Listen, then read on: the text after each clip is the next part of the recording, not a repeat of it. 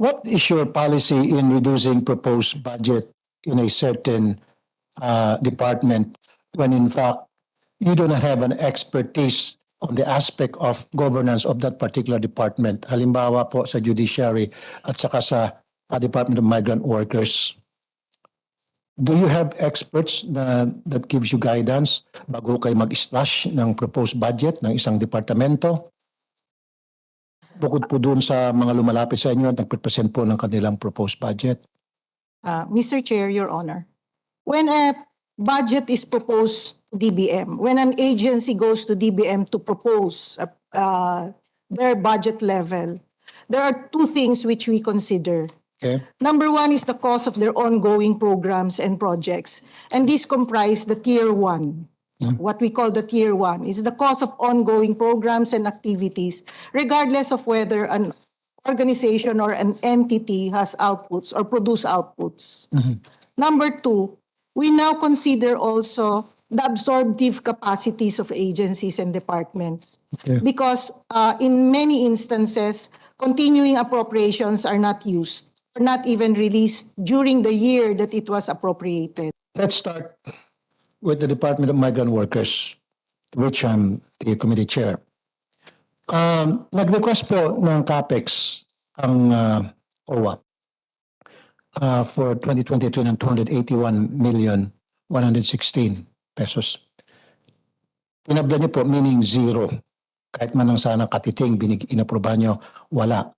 Alam niyo ba kung para saan sana yung amount na yun? I am assuming, Mr. Chair, while we are looking for the data, because it's a very new department, at that point when we were preparing the budget, the level of detail that was required per national budget call was not yet available for DMW. I am just assuming that, Mr. Chair. You're just assuming. Yes.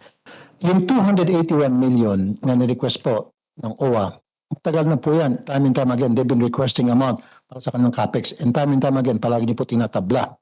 Para saan po sana yan? Para po sana sa mga infrastructure yan, mga offices at mga sasakyan na gagamitin po ng mga kawani nila para pumunta sa mga liblib na lugar para tugunan ang mga panawagan ng mga OFWs, yung mga may problema, susunduin, dadalhin sa shelter, at yung mga dumarating, susunduin sa airport, o dadalhin pa doon sa kanilang lugar.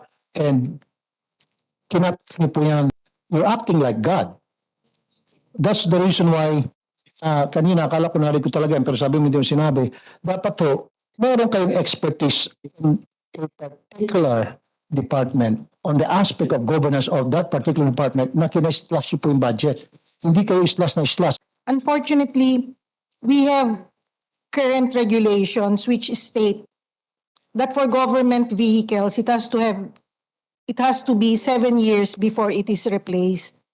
So probably that's the reason why yung 6-year-old vehicle ng OWA hindi pa ho napapalitan. That is true to all departments and agencies. So we provide a vehicle after the 7-year period and after they submit an inventory of vehicles.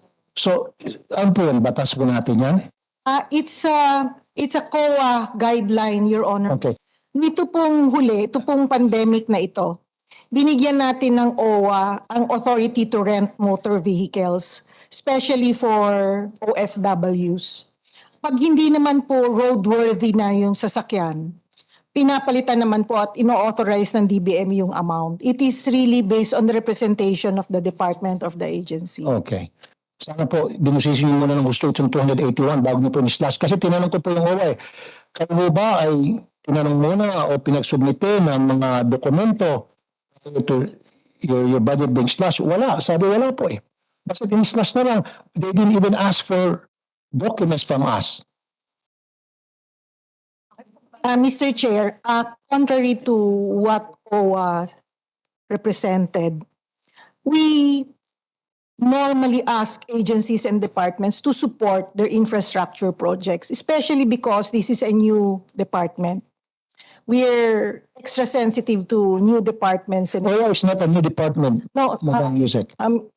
DMW. Okay. Because it's integral to the new department.